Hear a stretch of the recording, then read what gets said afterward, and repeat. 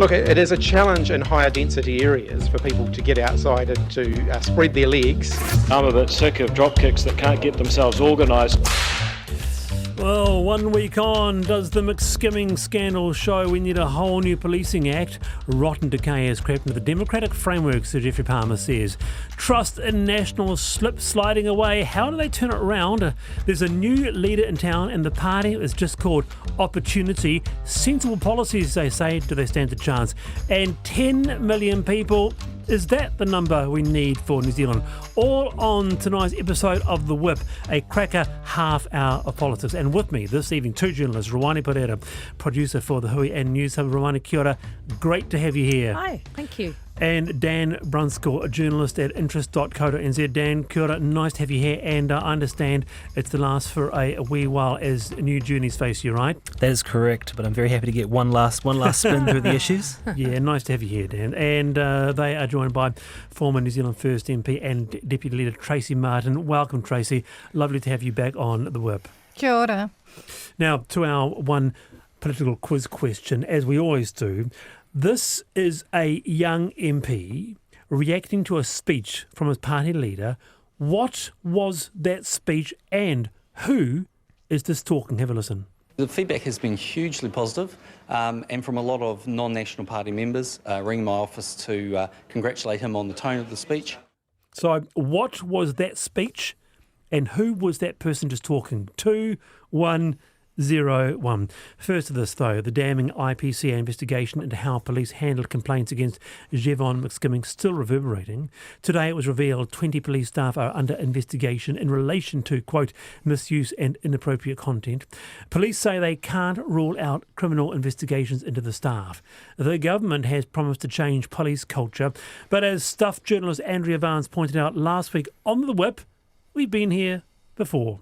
I listened to that press conference yesterday and I was like, you know what, I've heard all of this before, and the police and the government are going to have to go a long way to convince me that whatever they do this time is going to change things.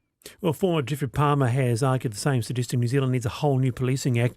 Ruwani, starting with you, I mean, is Andrea right? Has nothing changed? You would have been following this as much as it's been massive news this week. It's probably the biggest news story of the year, I would say, explosive, that IPCA report. And, I remember the first time round after the Louise Nicholas, revelations and back in 2007 and Dame Margaret Baisley's report. I mean, what has changed? Nothing. The serious cultural and procedural flaws have been revealed time and time again. And I don't know, like the Police Act needs revamping, as Geoffrey Palmer says, but do we need a female police commissioner? Do we need a female police commissioner? There you go, 2101. Tracey, I'll come to you soon. What do you think, Dan? Those pretty strong words from Geoffrey Palmer, rot and decay has crept into the New Zealand democratic framework. That's big thinking stuff right there. The bit I don't follow is why a new law would fix these problems. It's not like they were following the letter of the law. They were behaving poorly. I don't know if they were necessarily doing criminal acts, but they were definitely not behaving as they should. I don't necessarily think we need a new law, but we do need to hang out the misbehaviours to dry and make sure this is the end of their careers and, maybe not, on any career. They can pump gas if they want, but they shouldn't be running any public sector agencies or having any positions of responsibility again. What's your thoughts, Tracey? I mean, we just on what Dan said there. I read Geoffrey Palmer's article and I read the 135-page report because I don't trust the media to tell me what my thinking should be, so therefore I went and found out for myself. So what I think is our police force is actually drawn from our general society. They come from among us, right? So this was a situation where a man was believed more than a woman was believed. Now, that shouldn't shock anybody in today's society. So while we can decide that we're going to fire these people or make sure that those people never work in a position of responsibility again, what's the deeper issue? And that's why it hasn't changed since Louise Nicholas. That's why it hasn't changed, because socially we're still imprinting this upon all of our children, upon us in society, that women just make these claims to try and destroy a good man.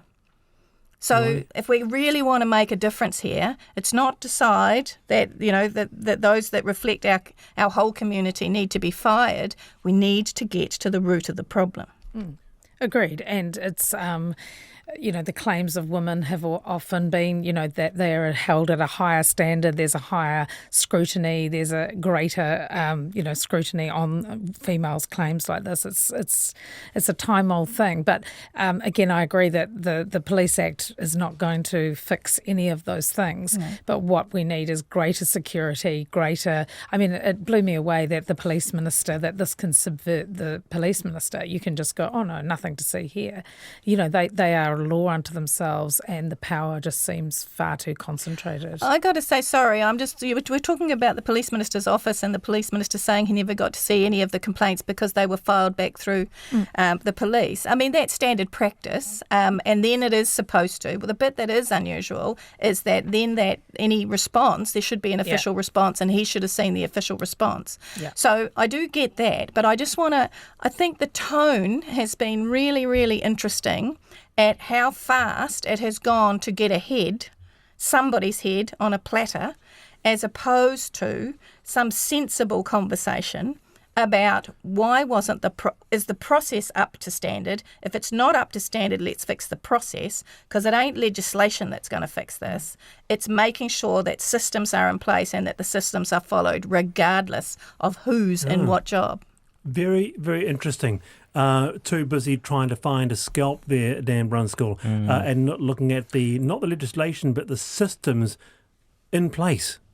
That's how you change a culture, though, is you make an example. You say, if you don't follow the process, that's the end of your professional career. You can't say, oh, well, the process was wrong or whatever. You got to make an example of some people, and that's how you change the culture. Well, that's fine till you're the example. Yeah, well, hopefully I won't be. Yeah. I mean, here we go again. I mean, just today it was revealed 20 police staff are under investigation into relation to, quote, misuse and inappropriate content. I mean, it's quite shocking, actually, when you think of it, Tracy. I mean, when you talk about deep-rooted issues, when you talk about culture change, you haven't explained what that might be or what that might look like. I mean, there's two different issues here, isn't there? The first one is about inappropriate use of a device, inappropriate material that has been downloaded onto what is a government device. Now, my question would be, why is there not a rotating system of scanning those devices? They're not their private phones. They belong to the job that they're in. So if you want to, it's like any sort of regulation that you put in place or any system you put in place, in accounting, you assume everybody will steal unless you actually have a system in place where they think they're going to get caught. That's what should have been in place here. That's interesting. Just finally, on a final note there, Ruwani, and I haven't heard this before, actually, that your suggestion of maybe a female commissioner could, If you read the report and you see the detective that, basically blew the whistle, who tried to get some justice here. That was a female detective as well, and maybe that is part of the culture change as well, Okay. Why not? Ruwani Perera, Dan Brunskill, joined by Tracey Martin on the whip. Now, no takers so far for our quite difficult quiz. They're quite tricky these days, but have a really close think, have a bit of a good think. I'll play this clip once more. So, what was the speech being referred to in this clip, and who was this young man, this young National Party MP who was talking? Have a listen. The feedback has been hugely positive, and from a lot of non-National Party members ringing my office to congratulate him on the tone of the speech. Very famous speech, and who was that young man talking there? Now, they are, 2101 is the number. They are back, rebranded, and all fresh and keen like a new puppy. The Opportunities Party is simply Opportunity. They've shucked off the mustachioed ghost of Gareth Morgan and installed Kwile Wong as the party's new leader. Opportunity really encapsulates what the moment now is about. It's about seizing that opportunity for New Zealand, and it is purposely singular because it is the time now to grab that with both hands and make the most of it. Stirring stuff, but does the party have its fans? It got 2.2% at the vote in 2023, and the question is, can the party shake off its policy wonk beginnings and, capture the hearts of voters? I'll start with you first, Tracey. How hard is it for a party to rebrand? Yeah, actually, I don't know, because, I mean, to be frank, it's particularly when you're a minor party, I think because you're forgotten so quickly if you don't end up in any sort of position of influence, then you can rebrand and come back, right? And most of your brand as a minor party are your candidates. So, good luck to them. And, that was the whole point of MMP, is to bring out new political ideas and new political parties. I know how hard it is to actually run a political party, when you're out of Parliament. So I wish them well, but it'll be candidate selection that actually gets them on the map. It'll be that voice and how clearly they can articulate in simple terms their actual policies. One thing I find very interesting, Dan, because we're talking about this in the office, is, by all accounts, they have a couple of policies that, when they put it up on social media, they are extraordinarily popular. For example, a type of universal basic income, right? So what might be seen as fairly populist parties, and yet they kind of struggle. And I'm just wondering, do they need some sort of firebrand as a leader? Someone who can really shout through the... Who was that? Gareth Morgan. Right, okay. Yeah, that was their first try. Yeah. Okay, all right, okay. Yeah. All right, but... I think being argumentative is different than being a firebrand. Okay, fair enough. But do you know what I mean? Or is it, Dan and Ruwani, that we are so used to polarising politics that if a party comes along and says, we are Captain Sensible on these issues, evidence-based, no one, Dan Brunskill, will listen? No, nothing puts anyone to sleep as fast as the words evidence-based. That's not what people want. They want fun. They want excitement. I think it helps that the new leader, I don't know a lot about her, but she is young and charismatic and looks like modern New Zealand in an interesting way. I think that will really help. I think Gareth Morgan, a lot of people thought, who's this old guy shouting on the television? And he got a lot of attention because he was controversial, but then mostly people just enjoyed sort of watching the theatrics and didn't really necessarily want to vote for him. They didn't believe that he was sort of an analytical, balanced person who would walk the straight line and make sure governance was done well. They sort of saw him as a shouty, almost Trump style, just with an economics degree. So it is a very different style and brand for the party. It's interesting that she's identified that, the as you say, some of the policies poll very well, but perhaps they haven't done actually very good at the politics part. She seems quite interested in the politics part. I think the macro environment is quite good for the Opportunities Party. People are fed up with the big parties. There's a slightly conservative mood, but people are turning away from national. That's why you see New Zealand First going up in the polls. Top are kind of, if you look at their policies, they're quite left-leaning, but they're kind of ambiguous about it. They present themselves as a potential coalition partner for national. So potentially some of those national voters who think, I don't like ACT, I don't like New Zealand First, I don't want to go back to Labour, they might be looking for a new home. And the macro environment is probably pretty good for Top. So if they can ever make it happen, and I'm not saying they will, but perhaps it's a good election for them. What do you think, Ruwani? I just feel that we're living in such polarised times, Dan, that people aren't, that the extremes are doing quite well.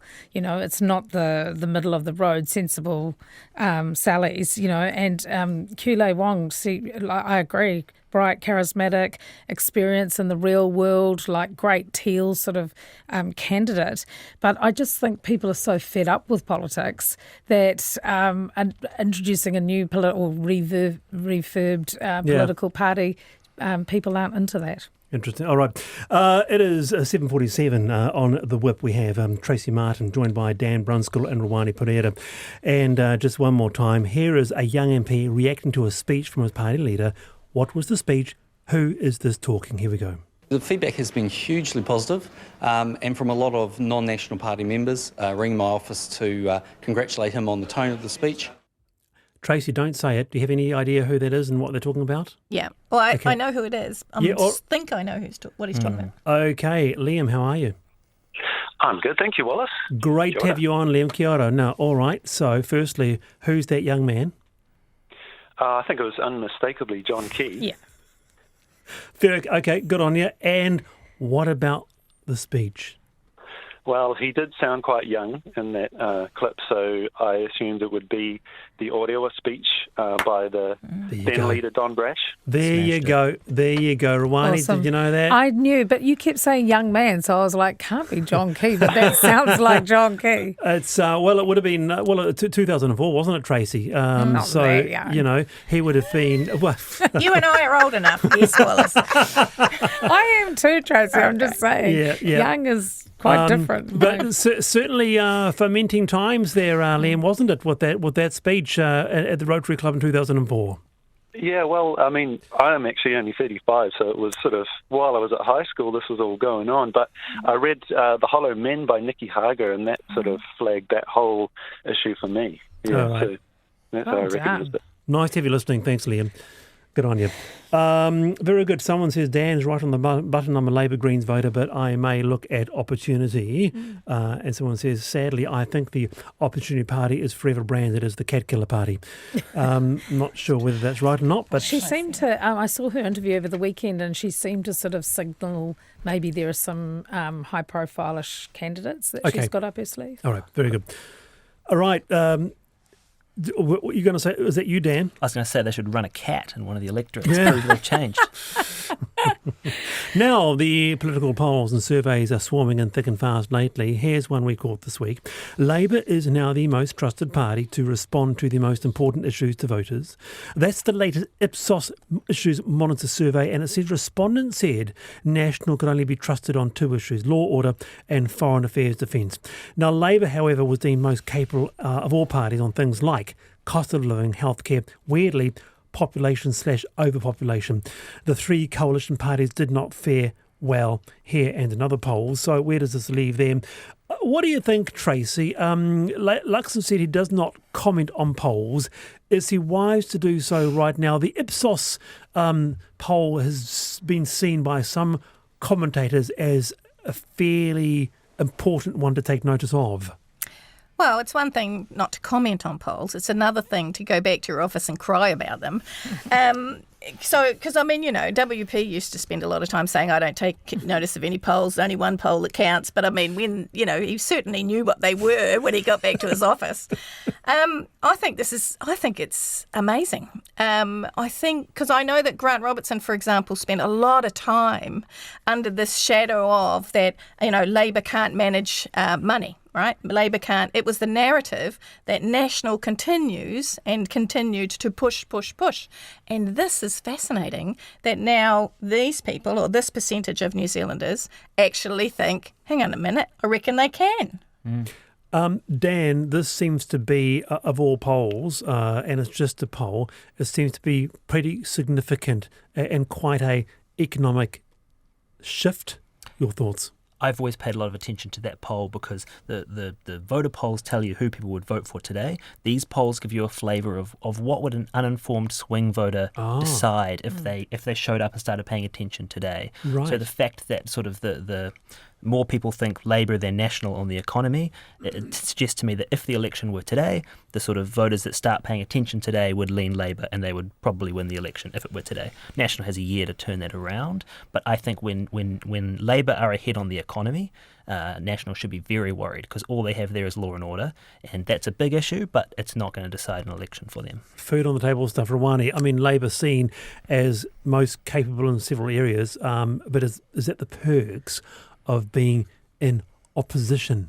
I think a little bit of that, but like you say, this is unusual, highly unusual in those kinds of issues of the economy.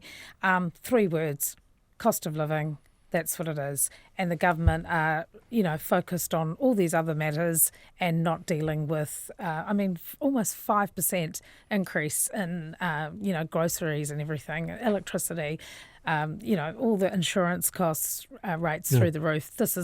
These are the bread and butter issues that voters want to see the government tackling, not the Regulatory Standards Bill and the Treaty of Waitangi removed out of school charters. You see those as side issues? Absolutely. I think the man on the street, when they're at the grocery till, at the supermarket till, that's not what they're concerned about. How about that regulatory standards bill when you're at your pack and save checkout or your... So glad that went through. Right, yeah. All right, it is 7 away to 8 on the whip. Lovely to have your company. Thank you for your feedback this evening, 2101. Now, this has turned some heads this week. Housing and Transport Minister Chris Bishop agreed to reallocate funds from Kainga Ora to a bridge in his electorate, a bridge that he campaigned on. The money was allocated for stormwater upgrades to build housing in Lower Hutt. The council requested instead the cash go towards a walking and cycling bridge. Bishop agreed. Chris Hipkins reckoned it was rank. I think it's a very questionable process, and it certainly doesn't pass the sniff test in terms of having one minister moving money from one portfolio that he's responsible for to another portfolio that he's responsible for. Chris Luxon said if it did smell, it smelled of roses and potpourri. Very pragmatic funding decision, but also he took advice from the Cabinet Office and he acted accordingly with that advice. Tracey Martin, is it pragmatic or does it whiff a little bit? I'd love for somebody to go back and find out what Chris Bishop said about a roundabout up in Northland close to Shane Jones's house. Because I think let's put those two things together and what Chris Bishop said about that decision making. And then what he believes about this decision-making. The perception is bad. And I remember sitting in Cabinet, and with regard to the Cabinet Manual, it talks about perception just as much as reality. He should have handed that off to another minister, an associate minister. Perception as much as reality. Dan Brunskill, is it as big a deal as Tracey Martin is making out? It sounds like a good bridge, so it might be a good outcome, but the process has not been good. The fact is that the government very explicitly defunded that kind of project. They took a lot of money away from that so they had enough money for their roads. What it looks like to me is that Chris Bishop doesn't really back that decision, at least not when it comes to his own electorate. And if it's good to be building walking and cycling infrastructure in one electorate, it's probably good in another, and maybe that was the policy decision that was wrong when they took the money away from those kinds of projects. It's left Chris Bishop trying to find a little bit of money somewhere else and using maybe not the cleanest process to do it. What do you think, Ruwani? Yeah, it doesn't. The optics aren't great, and it's in his own electorate as well, and a campaign promise that he made. So, great for him, like contesting his seat at the next election as well. And when you're talking about Kainga Ora housing, these pipes were for extra housing as well. It just doesn't look good. Much better, I agree with Tracey, just to pass it on to another minister to oversee. Well, I mean, Bishop said, Tracey, that it wasn't unusual to make decisions impacting multiple portfolios and electorates. The Cabinet Manual states ministers should exercise careful judgment about possible conflicts. But he said, look, it had happened before. It happened in Hamilton. He said the government had agreed to a similar request in Hamilton last year, asking if money could be allocated for a cycleway, could be put into a wastewater infrastructure instead. It's just what happens. It's not being used here. Why don't we build a bridge, Tracey? Again, I agree with Dan. Maybe it's a fantastic bridge. The point is the perception. The point is about, we started this program with Geoffrey Palmer talking about the hit to democracy because of the actions of a few police officers. This is a minister of the Crown who the optics are not great. And again, I would direct people to go and find out what this individual said in opposition about a different minister of the Crown who didn't actually have decision-making that I recall around that roundabout, but it happened to be close to his house. So it starts to look a bit odd. If someone has to take a turn defending Chris Bishop, I would do that, and I would say, as a voter, I expect my electorate MP to hustle and play any little games they can to try and get me my bridges in my electorate. So if I were a voter in his electorate, I would be feeling quite happy about all this. All right. It's just I live in a different electorate. Where's my bridge?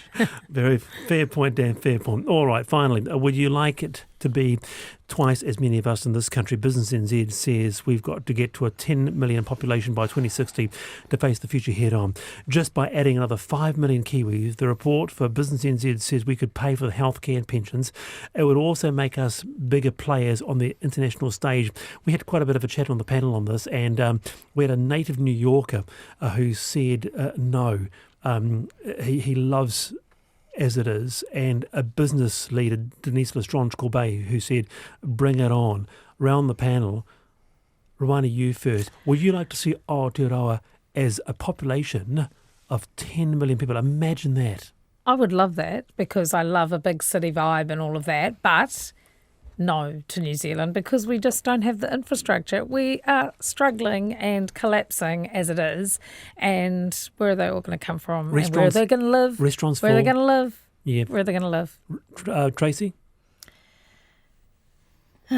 There's a deep sigh. First of all, I already took issue with Business New Zealand. Actually, as a member of Business New Zealand, I took issue with them on the email yesterday, saying where'd this figure come from? Because the only place I can find it is actually in some Reckon opinion piece up in Auckland at some stage. So, so it came out of nowhere from my perspective. But so here's my thing: we bring in the wrong people anyway. We bring in people who supposedly have money as opposed to people who need to come to New Zealand and who can add real value from a workforce perspective, like the Filipino farm workers, like the Filipino nurses, or the those that we need, right? As opposed to people with money that buy houses and then that's what their contribution is. So I don't want 10 million people here unless we have an actual proper plan about, one, the right people who add to our value to our country, and two, where are they going to live and go to hospital and go to school. And meanwhile, Sorry, Dan. Dan, one is leaving, and that's Dan Brunskill. So there you go. Hey, go well, Dan, and Ruwani, Tracey, kia ora tia, or fantastic panel. Appreciate it. Tracey Martin, Ruwani Perera, Dan Brunskill. That was The Whip for another week. The half-hour injection of Wednesday politics. Stay with us. We have Nights with Emile Donovan coming up after the news.